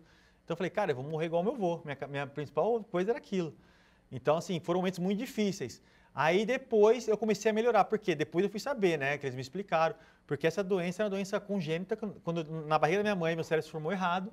E aí, essa doença dos 30 aos 40 anos, esse tumor, ele cresce. E aí pega tecido cerebral, e aí por isso que eu tive tontura. Só que a minha veio um pouco antes, veio ele dos 26 para 27 anos. O termo desse tumor que você teve no cérebro, qual que é? É cavernoma. Cavernoma. Essa doença se chama cavernoma. 3 centímetros. Isso, ele era tipo, eu vivia a vida inteira, então era bem pequenininho, e aí ele chegou a crescer até 3 centímetros. Depois ele voltou para o tamanho original dele. Ele voltou depois, porque aí eu fui melhorando, fui fazendo fisioterapia. E aí foi melhorando. Só que daí o que aconteceu? Aí a gente foi para a Federação Italiana para poder pegar permissão para jogar de novo. Sim. Porque eu tinha tomado medicamentos que eram doping. Sim. Então a gente foi lá na federação. Aí quando a gente chegou lá, o médico foi muito curto e grosso comigo. Porque antes eles fizeram uma reunião comigo lá no CT da Roma. Estou lembrando assim, né? É muita coisa. Aí eles falaram assim, ó, Leandro, a gente vai estar junto com você. A gente vai comprar a briga para não fazer a cirurgia. Porque já tinha aquela conversa que talvez eu teria que operar. Porque se você operar, vai ser muito difícil a sua recuperação e tal. Eu falei, poxa, doutor, eu não quero operar não, cara. Se eu for para jogar, vai ser desse jeito. Aí ele falou, não, a gente vai brigar, vai comprar a tua briga lá, vamos junto nesse. Porque, pô, tu jogou a tua vida inteira com esse... Agora que a gente sabe que você tem, mas a vida toda tu jogou com um tumor no cérebro. E era isso mesmo. E aí, beleza, aí chegamos lá com o médico, ele sentou na frente, assim, ó, o negócio é o seguinte, você não pode mais jogar futebol. Porque você é zagueiro, cara, toda hora você está cabeceando a bola e eu não vou me responsabilizar por isso, porque tu imagina você tomar uma pancada desse tumor explodir na tua cabeça, tu tem uma hemorragia cerebral, tu morre ali dentro do campo. Aí o médico o médico da Roma, né, ele falou assim, mas poxa, doutor, ele jogou a vida inteira com esse tumor. Aí ele falou, foi curto e grosso assim, então você assina que se ele morrer em campo a culpa é tua? Nossa. Aí o médico da Roma, ele olhou para mim e falou, não tem como assinar isso não. Aí ficou a bronca pra mim, né? Aí eu peguei e falei assim, não, tá bom, gente, então eu vou falar pra vocês, eu vou parar de jogar, minha decisão é essa, não vou mais jogar e tal, vou pra casa e acabou, eu vou lá pro CT agora pra pegar meu contrato, eu rescindo. E aí que aparece o Sabatini, que foi um homem que Deus colocou na minha vida, porque eu indo pra lá, imagina, poxa, com a cabeça cheia, cabeça quente. O Sabatini, que cargo ele tinha? Ele era o diretor executivo. Diretor executivo. Era diretor na verdade, ele era o presidente, porque o presidente era americano. Então, eu ficava nos Estados Unidos, ele comandava tudo. E eu indo para Roma, e naquele momento muita coisa passando na minha cabeça, porque naquela época o Dunga era o treinador, então ele já tinha entrado em contato comigo para saber por que eu não estava jogando. Porque ninguém sabia dessa história, né? Porque a Roma me protegeu muito. Aí o Gilmar Rinaldi ligava, pô, o Dunga quer levar o Leandro, por que ele não está jogando? Então, ali naquele momento ali eu vi perdendo... Poxa, perdi tudo aquilo que eu fiz, tudo aquilo, fui perdendo. E aí cheguei lá na Roma, falei pro Sabatini, falei, diretor, ele já sabia, né, claro, que tinha acontecido, porque o médico ligou para ele. Eu falei assim, diretor, eu quero pegar meu contrato. Quando eu fui falar assim, ele falou assim, Leandro, você não fala nada hoje. Ele falou assim, enquanto eu for diretor da Roma, você é o zagueiro da Roma. Ele falou assim, você não vai falar nada, você fica tranquilo, vai para tua casa, conversa com a tua esposa, conversa com os teus pais e depois a gente fala. E aí, ali naquele momento, eu falei, poxa, aí fui para casa, aí cheguei em casa e a mulher falou que estava grávida. Não, da Rafaela. Da Rafaela. Terceiro filho. Porque daí, nesse meio tempo, eu dei uma melhorada, né? Quando a gente melhora, a gente namora, né? Sim, lógico. E aí, a Bruna falou, poxa, eu tô grávida. Eu falei, cara, mais um filho agora. Preciso... E aí, o que você falou? Não, e aí eu falei, poxa... Não vou parar. Eu falei, não, naquele momento ainda não. Mas aí passou um pouquinho, eu comecei a ver os jogos, né? E eu começava a ver os jogos ali na televisão e tal, e aquilo foi... Caramba, poxa, eu não posso parar, né? Aquilo ali foi minha vida durante tanto tempo. Aí liguei pro médico, depois de umas 3 semanas, liguei para ele e falei, doutor, eu vou operar. Aí já era final do ano já, né? Aí ele, poxa, Leandro, pô... E eles estavam querendo que eu continuasse também, né? Ninguém queria que eu tivesse parado. Mas então tá bom, já era final do ano, novembro, dezembro. Em janeiro a gente faz a cirurgia, quando você voltar das férias. Eu falei, não, doutor, você não tá entendendo. Se a gente não operar semana que vem, eu não opero mais, pô. É uma decisão que tem que ser feita agora, porque depois, senão eu não vou ter coragem. Aí, porque era realmente, foi uma cirurgia muito invasiva, eles abriram o meu crânio, entraram dentro do meu cérebro, porque o tumor ele era muito profundo. E aí o doutor falou, cara, vou ver aqui então, peraí. Aí ligou logo depois, marcaram para a semana seguinte. Semana seguinte, marcaram a cirurgia, e aí realmente foi, cara, foi assim, foi o momento mais difícil da minha vida, com certeza, porque quando eu acordo da cirurgia, eu já via que meu corpo já não era mais o mesmo. Então, não era mais o mesmo. Você falou isso, mas você falou de uma maneira superficial que eu tenho acompanhado. Qual é a sensação? Você acordou, você não conseguia você falar da xícara, você não conseguia controlar o quê, Leandro? Primeiro assim... Desculpa, mas a cirurgia foi o quê? Foi laparoscopia, não é isso? Então, no dia da cirurgia, eles mapearam o meu cérebro inteiro. Eu fiz umas 4, 5 ressonâncias, porque é com o computador, né, que vai. Com o computador, enfiando. E aí, só que na minha cirurgia teve um problema, porque quando eles chegaram lá, o computador chegou lá, onde falava que tinha o tumor, não tinha tumor. E aí a minha cirurgia foi um médico, que foi o professor Júlio Mayra, que é o cara que era especialista dessa doença no mundo, que ele era de Roma, olha como são as coisas. Inacreditável. Ele era de Roma, que ele tinha operado o Papa João Paulo II, então ele era especialista na doença. Ele foi manualmente, tirou meu tumor manualmente. Manualmente? Olhando pela televisão com a mão lá e tirou. Que fosse qualquer outro médico do mundo, se eu tivesse qualquer outro lugar, o cara teria lesado o meu cérebro e ainda não resolvido o meu problema. Ele foi lá e tirou. Só que aí quando eu acordei, cara, eu não conseguia eu não tinha coordenação. Eu conseguia mexer meu braço e tal, mas eu não tinha força no tronco, assim, aqui tudo, era tudo muito, muito fraco, sabe? Pegava uma xícara, fazer isso, eu lembro que ele falou assim, o teste clássico do você ter problema no cérebro, né? Colocar o dedo no nariz. Aí o médico falou, coloca o dedo no nariz, eu fiz assim. Aí tomei um susto, aí ele, calma aqui agora. Só que eu era muito determinado. Aí eu fiquei ali na UTI, cara, no primeiro dia da UTI eu ficava assim, ó. Ficava o dia inteiro assim, até colocar o dedo no nariz. Aí o doutor chegou no outro dia e falei, doutor, olha aqui, ó, tô colocando o dedo no nariz. Ele, calma, você vai ter muito tempo agora. Aí eu falei assim, não, doutor, 4 vezes eu tenho que jogar de novo. Ele, não, pelo amor de Deus, você tá maluco. Vou abrir teu cérebro, não sei o quê. E aí, só que aí foi um desafio assim, um desafio a cada dia, porque aí, poxa, eu não conseguia levantar. Eu lembro quando eu tava, que agora, poxa, eu me divirto porque, poxa, eu tô bem, consegui superar. Sim. Mas eu lembro que aí o enfermeiro, ele chegou e falou assim, pô, Leandro, se você quiser virar prato, me fala, porque eu não conseguia virar, só ficava assim, sentado e tal, eu não conseguia fazer nada, deitado, né, não conseguia fazer nada. E aí ele falou assim, se você quiser virar prato, me chama, tal. Aí ele me colocou lá assim, olhando para cima, aí daqui a pouco eu, pô, já levantei a mão aqui, né, aí ele veio e falei, pô, me vira pro lado de lá. Aí ele pegou, me virou na cama assim, aí virei. Aí sabe quando você se arrepende de ter virado? Você quer outro lado. Aí eu levantava de novo, aí eu, pô, vira pro outro lado. Aí virava pro outro lado aqui. Caramba. Aí, poxa, eu sou muito, mexo muito, né? Eu levantei de novo. Aí ele chegou assim, você quer tomar um remédio para dormir um pouquinho? Aí, cara, ele tem muita paciência que ele teve, né? Aí ele me deu o remédio, dormi pra caramba lá. Mas aí eu lembro que já no 5º dia eu já conseguia já movimentar um pouco as minhas pernas. Só que era tipo assim, pra mim, era uma vitória a cada dia. Só que chegou um momento que andar já não era mais o suficiente, que pegar uma xícara já não era mais o suficiente, porque, pô, eu era um atleta. Sim, você queria... Eu queria jogar, pô. Só que aí esse foi o momento mais difícil, porque voltar a jogar foi o mais difícil. Então, assim, naquele momento eu queria estar vivo. Pô, hoje, pegava a xícara em cima, tal, e pegava, e bebia. Perdi muita coisa do lado esquerdo, o equilíbrio no lado esquerdo, até hoje nunca, assim, voltou como era antes. Visão periférica. A visão periférica também mudou muito também. É claro que o nosso corpo depois se acostuma, mas naquele momento foi um choque, assim, muito grande para mim. Como é que sua família reagiu? Como é que quem mais que te apoiou? Como que era esse dia a dia no hospital?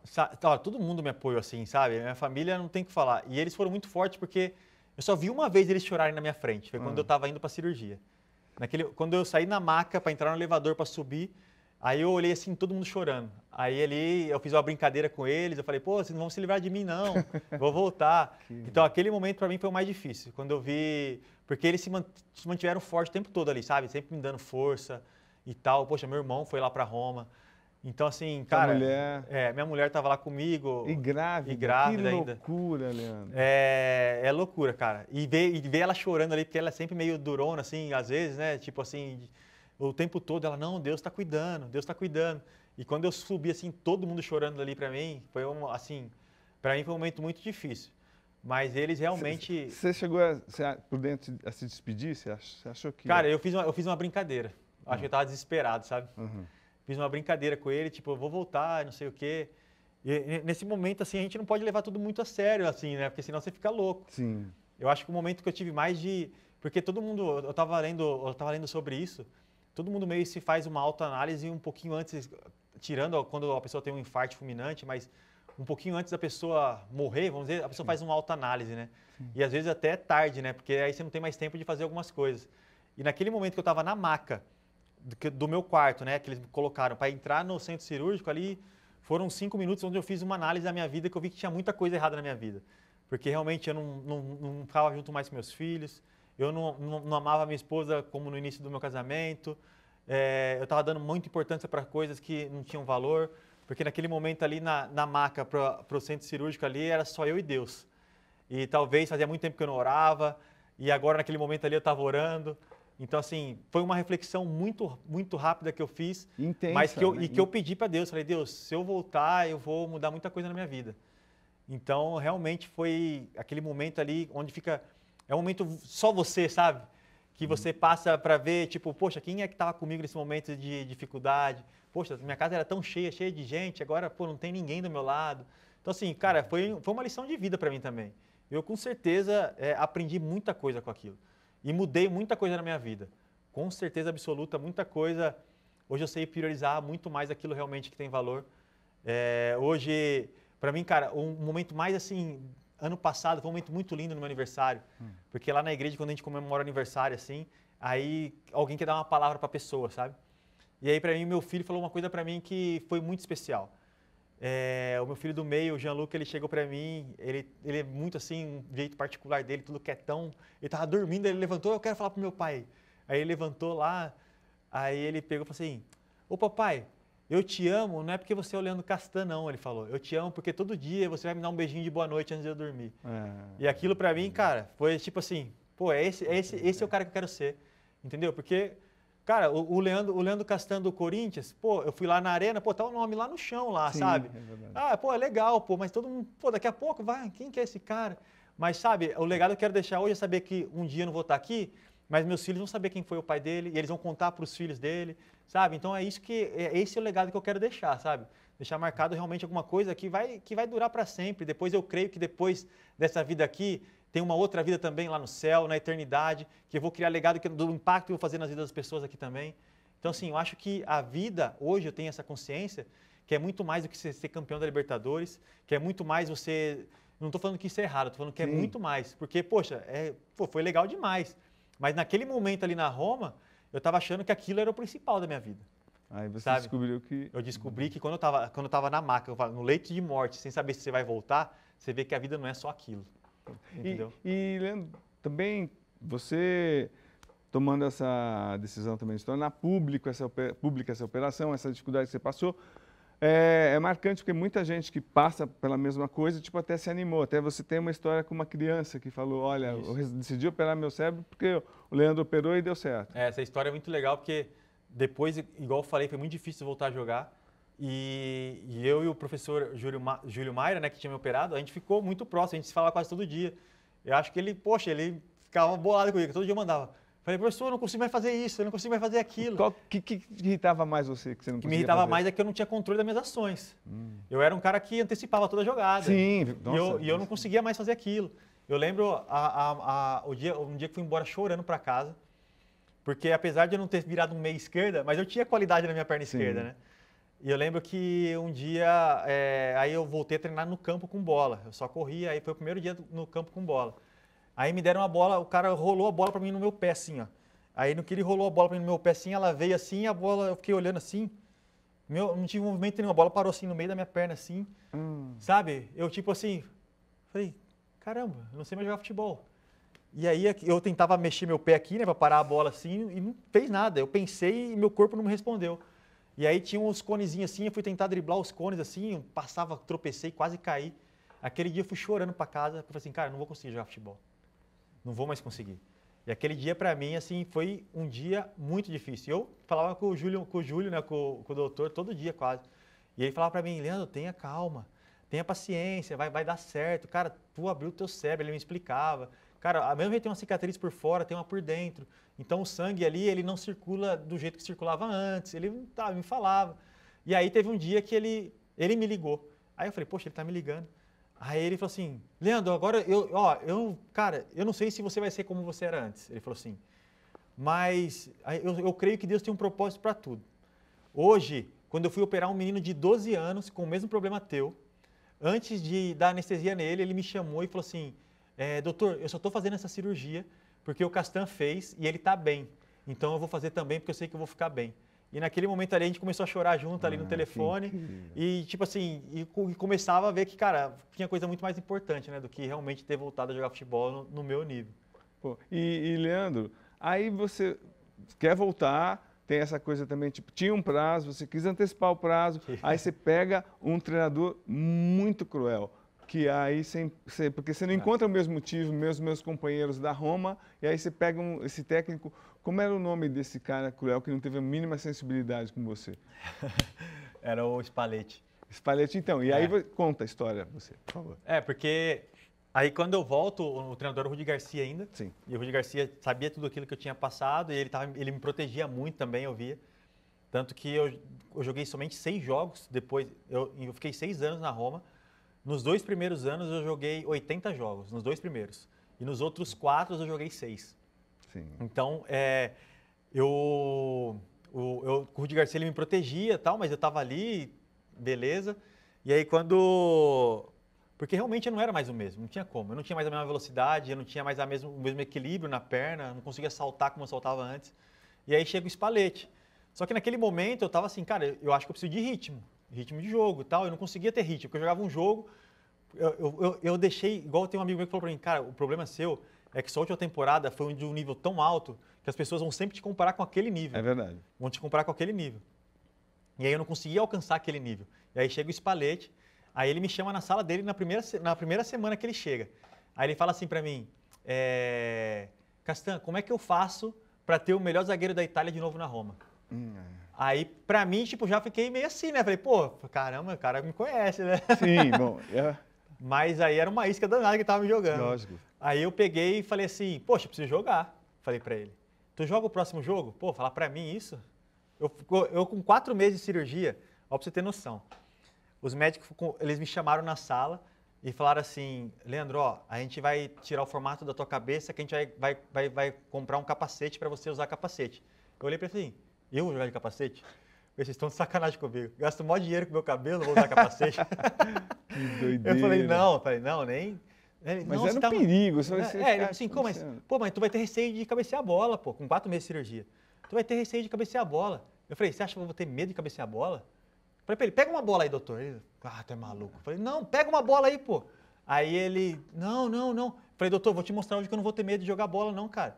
Aí ele falou assim, não, cara, pelo amor de Deus. Eu falei, não, eu tô bem, pega uma bola. Aí ele pegou uma bola, ele jogou, cara, eu subi, cabeceei, me deu uma tontura do pra lá, mas eu falei, tá vendo que eu tô bem, pô, aqui, tá vendo que eu tô bem?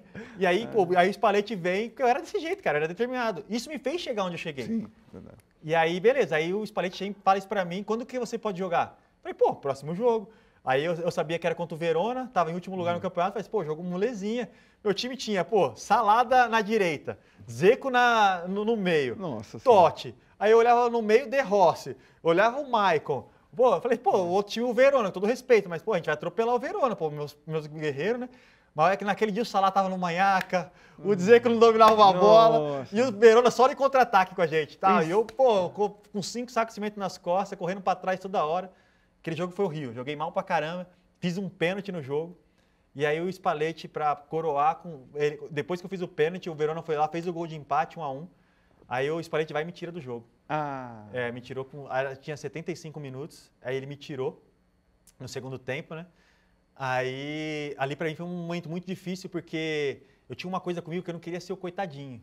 Sim. Eu queria que as pessoas me tratassem normal. E a imprensa lá me protegia. Tipo assim, nesses 6 jogos que eu joguei, quando ia me dar a nota, não podemos avaliar o Castan porque teve um problema de saúde. Aquilo ali me matava, cara, me matava. E aí, quando eu saí quando o Spalletti me tira, quando eu tô dando a volta, a torcida começa a me aplaudir, o estádio inteiro me aplaudindo. Ah, que sensacional. Mas eu cheguei no banco assim, pô, eu não sou coitadinho disso aqui, não. Tá. Pô, tá me aplaudindo, pô, fiz um pênalti, não sei o quê. Cara, comecei a chorar. E aí, beleza, aí o Spalletti chega no outro dia no vestiário, e ele tinha falado pra mim assim, cara, eu vou te dar uma sequência de jogos, então. Porque quem era o reserva, na época era eu e o Manolado, o zagueiro. Mas quem estava de fora era o Rüdiger, que está no Real Madrid. Sim. Só que o Rüdiger estava quebrando a bola.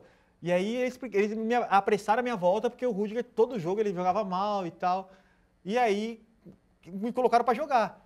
Só que aí o Spalletti chega para mim no outro dia, ele chega para mim e fala assim, ó, Castan, não tem mais como eu te dar a sequência de jogos.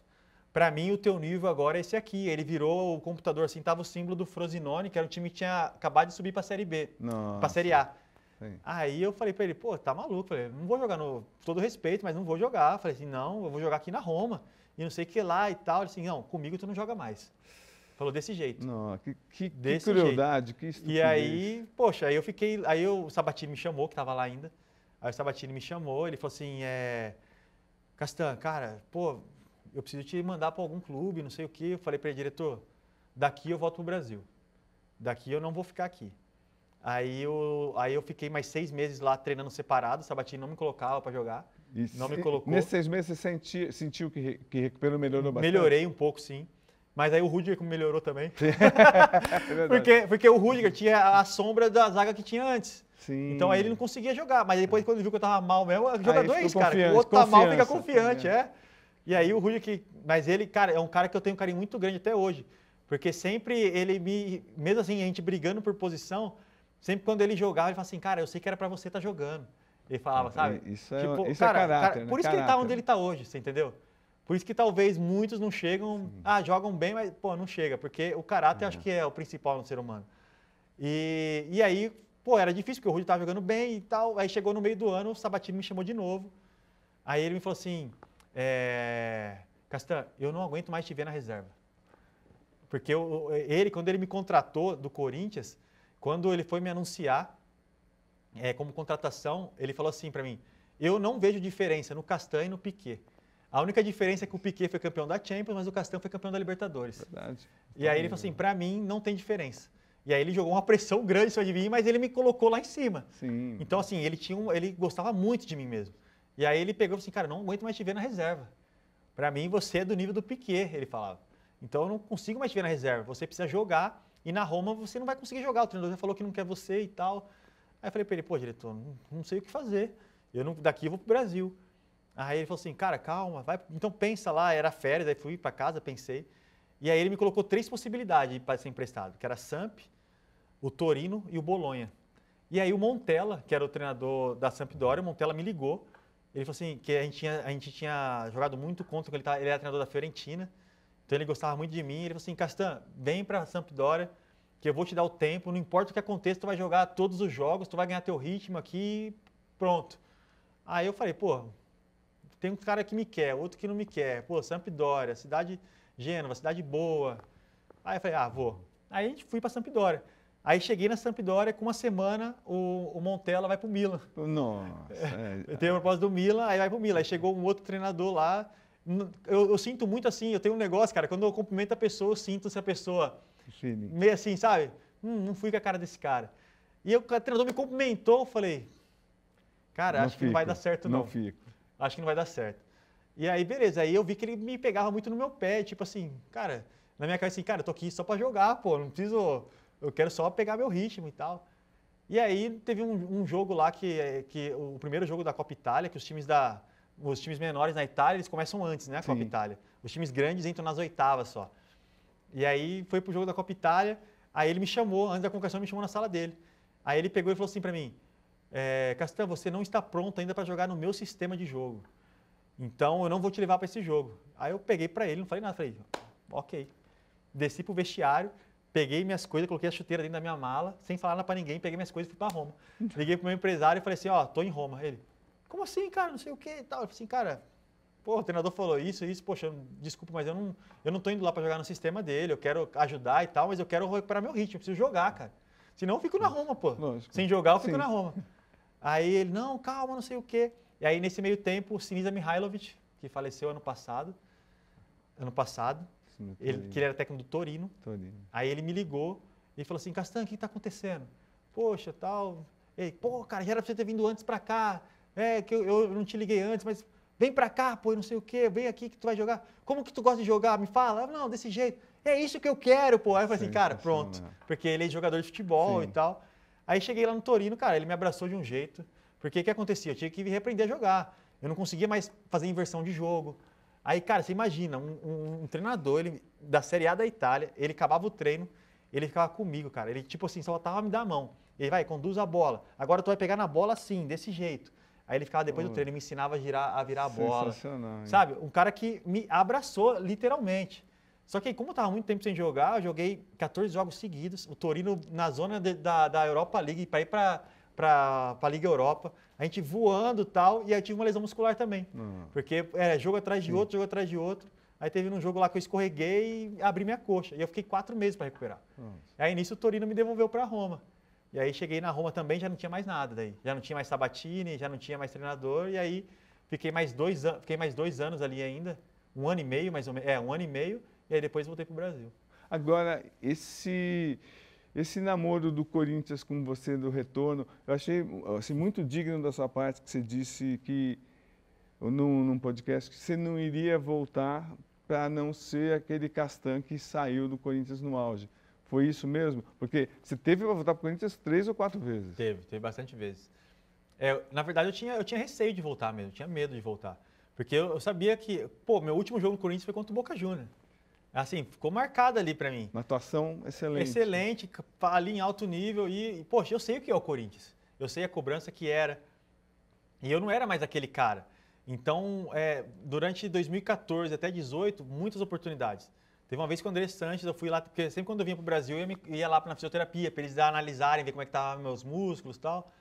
E aí o André uma vez me enquadrou lá, falou assim, cara, tá na hora de voltar, pô, não sei o quê. Aí eu falei, pô, André, não sou mais o Castan de antes, não, cara. Assim, cara, 10% que tu joga aqui no Brasil com o pé nas costas e não sei o quê, pô, aqui é outro futebol, a sua comparação tá muito alta lá fora. Aí eu, pô, não dá. Eu falei, não dá, André, não dá, eu vou ficar lá. E aí, porque eu tinha um sonho de voltar na Roma também, sabe? Sim. Que é um clube que me abraçou. Poxa, e mesmo eu estando esse tempo todo parado, o diretor ele me renovou meu contrato mais 2 vezes, sem eu jogar, com o mesmo salário. E pagando salário cheio. Com o cheio. mesmo salário. Então, assim, poxa... Sim. Você entende que o Mundial, no final, não era para ter jogado o Mundial mesmo? Porque eu estava indo para um lugar para ser cuidado. É verdade. Não que o Corinthians não fosse cuidar de mim, mas talvez no Corinthians eu tenha mais pressão para jogar do que lá. Você entendeu? Aqui eu sei como que funciona a imprensa. Pô, daqui a pouco, vai se formar em medicina. Lá, ao contrário, a torcida me aplaudiu no final. Porque é a cultura, cara. E também, tipo, salvou sua vida, né? Salvou minha vida também. O médico especialista da minha doença estava lá. Incrível. Então, assim, e aí eu sempre tive medo de voltar. Só que aí em 2018, porque depois eu fui emprestado para o Cagliari, 6 meses também. Sim. E lá no Cagliari eu vi que eu podia voltar próximo do meu nível. Quando eu volto para Roma, eu falo, agora é hora de voltar para o Brasil. Agora eu estou bem. E aí me chamaram lá e aí eles queriam me emprestar de novo, né? Que era o Monte, aquele que é do Sevilha, lá, famoso lá do Sevilha. Ele me chamou lá e tal, eu falei, não, acabou, empréstimo não tem mais. Eu falei, agora vamos fazer um negócio, agora vamos agir como um profissional, estou bem, obrigado. Não era mais o Sabatini, acabou aquele negócio, agora eu quero ir embora. E aí fiz um acordo com eles, eu falei, agora... E aí meu pai ligou no Corinthians, porque quando eu voltar para o Brasil, a prioridade é o Corinthians. Aí meu pai ligou no Corinthians. O Leandro vai voltar, ele tá bem, se sente bem, vai voltar. E aí o Osmar Loss, que era o treinador, ele vetou. Aí ele falou, não, eu vou ficar com o Pedro Henrique, com o Léo Santos, vou dar oportunidade para os meninos e tal. Só que aí você imagina, eu que estava tentando adquirir confiança. Mas aí o Duílio falou assim pro meu pai, mas Marcelo, espera um pouquinho, porque eu acho que os meninos não vão aguentar segurar a bronca. A gente precisa de um zagueiro experiente junto com os meninos. Deixa um pouco os jogos aí, só que na minha cabeça, cara, já tô há 4 anos esperando. Chega de esperar. E aí eu tinha conhecido o Maxi Lopes no Torino. O Maxi Lopes tinha ido pro Vasco. Sim. Aí o Maxi me ligou e falou assim, e aí, pai, não sei o quê, aquele jeitão dele. Pô, vem aqui pro Vasco me ajudar. Eu falei, caramba, Mas, pai, como é que tá aí? Não sei o quê. Não, pô, tem um projeto. Eu falei, poxa, meu Deus do céu. E era uma situação difícil. Só que aí o que acontece? A torcida do Vasco invadiu minha rede social. Sim. E aí, sabe aquele calor de novo, se sentir importante e tal? Falei, caramba, meu, tá aí, cara. Aí começou a ficar negócio do Vasco. Aí meu pai negociou lá, assim, muito rápido, e a gente foi pro Vasco. Só que a gente foi em um contrato curto, assim, meio de quase um teste mesmo. Foi 1 ano de contrato. E aí eu chego, jogo os primeiros 6 meses, e aí eu vi que dava para jogar mesmo, porque realmente o nível no Brasil é muito mais baixo do que lá na Itália. O jogo é muito mais posicionado, é muito mais lento, assim, né? Dá para você ter um... Porque na Itália você é bum, bum, pá, pô, a hora que você vê... A intensidade é muito grande. E aí, pô, joguei 6 meses ali, ajudei o Vasco a não cair, o time estava muito mal, uma situação muito ruim. Aí eu falei, pô, agora é o Carille assumindo o Corinthians. Falei, não, agora é a hora de voltar. Aí, de novo, pá, vamos voltar pro Corinthians. Só que aí o Vasco não queria mais me deixar eu ir. Aí o Vasco falou assim, não. Aí eu lembro que o Duílio ofereceu 2 jogadores pro Vasco, o Vasco não quis. E aí peguei, fiquei no Vasco, renovei meu contrato lá e aí fiquei até 2021 lá. Então, aí você vê o futebol brasileiro de verdade, né? Fica 1 ano sem receber, né? Porra! Cara, é loucura. Mas isso assim, futebol brasileiro de verdade, é difícil falar isso, porque que nem... No Corinthians, cara, eu recebi, né? Falar assim, pô, é que o Vasco ali tá numa situação difícil e eu entendi a situação do clube também. Naquele momento eu abracei o clube junto ali também. Falei, cara, eu sei como é que é, vamos junto e tal. Mas é que no final, depois também, é que jogador de futebol é assim, cara. Quando você não serve mais, eles te colocam de lado. Sim. Então, no momento onde eu pude sair, eu não saí. No momento que talvez eles pudessem ter me abraçado, eles me mandaram embora. Então, infelizmente, no futebol, mais do que receber, atrasar salário, é a questão realmente de ser tratado como uma mercadoria. Então. Isso realmente, é por isso que eu falo, cara. Eu falo assim, tem jogador, cara, pede para ganhar quanto você tem que ganhar mesmo. Porque quando tu tiver mal, você vai ser descartado. Entendeu? E por que você resolveu ir pro Guarani? Então, porque daí depois eu saí do Vasco, aí rescindi o contrato com o Vasco, venho para casa ali e começo a esperar, já não era mais um garoto, já não começou a aparecer algumas coisas ou outra, não vinha mais proposta, chega aquele momento que o diretor quer, o presidente não quer, o treinador quer, o presidente não quer, e aí eu falei, cara, eu vou ficar por aqui para parar, né, já. E tava em casa, me adaptando ali com a vida de aposentado e tal. E aí começou a me ligar o pessoal do Guarani. Só que eu falei, poxa, no Guarani não dá. E aí me ligou o Michel Alves, que era o diretor. E aí, cara, é aquele negócio, parece que quando você... Tem pessoas também que parece que quando eu começo a conversar, parece que eu conheço o cara há muito tempo. E aí comecei a conversar com ele, já bateu ali os dois. E aí ele falou assim pra mim, Castanho, coloca no GPS da tua casa, até o Brinco de Ouro e vê quanto tempo dá. Aí eu coloquei lá Brinco de Ouro e tal, falei, pô, deu 1h15. Ele falou, pô, é mais perto do que você ir pro Corinthians, pô. Ele falou assim, tu vai pegar trânsito, vai ficar 2 horas para ir pro Corinthians. Aí eu falei pra ele, pô, cara, tem sentido isso aí. E aí, beleza, eu falei assim, tá, eu vou então. E aí eu jogando pelada com os amigos, eu machuquei meu joelho ainda. Eu tive como é que fala? Um ligamento colateral. Aí fui lá no Joaquim Grava, aí liguei pra ele já assim, falei pra ele assim, falei, ô Michel, ó, machuquei meu joelho, não vou poder ir. Tá, sabe que eu não tá querendo dar desculpa pro cara pra não ir? Falei, ó, machuquei meu joelho, não vai dar pra eu ir e tal. Aí ele, pô, faz o exame e me mostra, se tu vem tratar aqui. Aí eu falei, pô, cara, tá difícil. Aí fui lá no Dr. Joaquim, o Dr. Joaquim me examinou e tal. Aí ele falou assim, pô, teve um estiramento no colateral aqui, mas ele falou assim, 1 mesinho tu tá pronto. Aí liguei pra ele e falei, ó, Michel, o Joaquim Grau falou que 1 mês. Disse, não, vem pra cá, trata aqui. Aí, pô, fui lá pro Guarani. Aí tratei lá, fiquei 1 mês, aí quando acabou, pô, assina com a gente, fica aí e tal. E aí fiquei. Assinei com eles até o final do ano. Só que eu joguei 6 jogos lá e vi que não dava mais. Não dava mais. Tipo assim, aquilo que eles esperavam de mim, eu não ia conseguir ajudar eles. Como é que é pro jogador isso? O quanto é frustrante? Então, pra mim, assim, já vinha frustrante desde 2014. Pra mim, essa transição foi muito fácil, porque desde 2014, essa questão de parar já vinha na minha cabeça. Então, pra mim, quando eu parei, foi um alívio. Foi tipo assim, ó, parei. Não preciso mais ir treinar, não preciso mais ficar treinando minha vista todo dia para ela não ficar batendo, não preciso mais treinar equilíbrio. Agora, se eu der uma caidinha para lá, para cá, ninguém vai ficar me olhando. Então, assim, para mim foi um alívio. Foi um alívio. Pô, consegui, superei meu corpo. Pô, joguei mais de 150 jogos depois da cirurgia. A cirurgia de cérebro. Então, assim... você é um caso para ser estudado também. Cara, eu, assim, igual os meninos falaram, eu falei, cara, eu trocaria 3 cirurgias no joelho pela minha do cérebro. Não. Pô... Pra mim, eu trocaria fácil, porque Tá. Me fala um jogador brasileiro que operou a cabeça e voltou a jogar. Então, assim, pra mim, hoje, eu sou feliz de, cara, conseguir, cara. Ninguém vai poder falar, pô, joguei mal, joguei bem, mas eu voltei, entendeu? Foi difícil pra caramba voltar, mas voltei. Poxa, joguei no Vasco depois, fui feliz, fui amado, fui odiado. Pô, vivi toda... Aquele negócio de coitadinho, não tinha mais. Aí eu lembro uma vez que eu tava, pô, a torcida me xingando pra caramba. Aí eu lembro... Não, isso a gente vê de longe, por que aconteceu várias coisas. Pô, torcedor é emoção, né, cara? E aí você também xingava. E aí dentro de mim, eu falava, dentro de mim assim, né, Deus falava assim, mas tu não queria mais ser no seu coitadinho? Então é verdade. Então, cara, eu vivi todas as emoções no futebol ainda, fui feliz pra caramba. Poxa, essa segunda fase da minha carreira, né, que foi praticamente toda ali no Vasco, foi um momento muito legal, igual eu falei, fui amado, fui odiado, vi muitas emoções. Pô, joguei no Maracanã lotado, gritando meu nome, São Januário. Pô, então assim, cara, foi muito legal a minha carreira, fui muito feliz e com certeza o meu maior título foi essa superação, com certeza absoluta. E eu agradeço a Deus porque Deus cuidou de mim nos mínimos detalhes. Talvez naquele momento seria muito legal ter jogado o Mundial, mas, poxa, eu não teria conhecido, talvez eu não teria tido o melhor médico.